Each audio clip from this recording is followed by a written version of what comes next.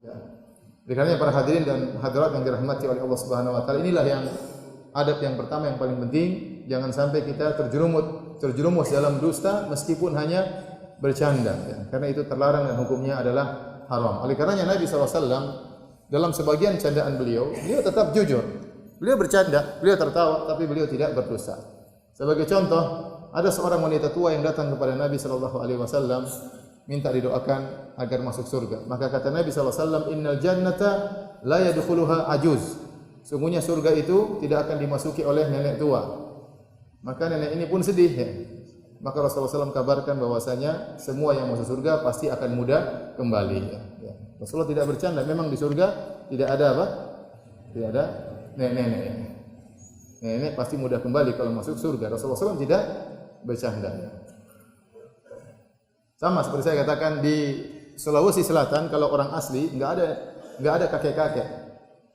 Kemana kakek-kakeknya? Pergi ke ustaz? Enggak, semuanya dibilang nenek-nenek. Nenek laki-laki, nenek perempuan. Itu pun jujur, tidak bohong. Contoh, suatu hari ada seorang sahabat datang kepada Nabi sallallahu alaihi wasallam kemudian minta untuk diberi tunggangan, ya.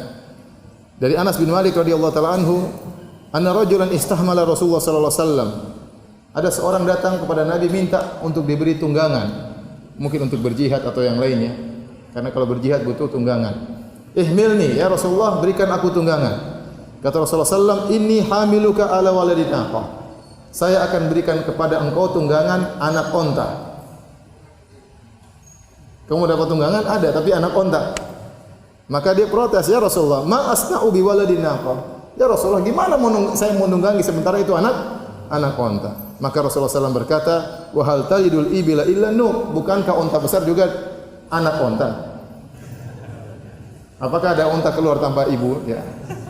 Ya, semua onta mau sudah tua tetap saja dia anak onta yang lain, tetap dia anak ibunya. Ini juga canda Nabi SAW, namun beliau tidak berdusta. Tapi kita lanjutkan hadis yang lain, hadis riwayat Abu Dawud rahimahullahu dalam sunannya. An Aisyah radhiyallahu taala anha, dari Aisyah radhiyallahu taala anha, qalat qadima Rasulullah sallallahu alaihi wasallam min ghazwati Tabuk aw Hunain.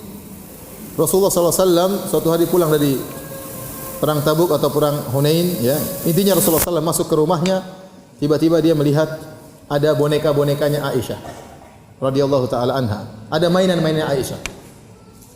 Rasulullah bertanya kepada Aisyah, "Ma hadza ya Aisyah tu? Ini apa? Mainan apa ini? Ini apa wahai Aisyah?" Qalat banati, ini putri-putriku kata Aisyah. Jadi Aisyah punya apa? Mainan, boneka-boneka.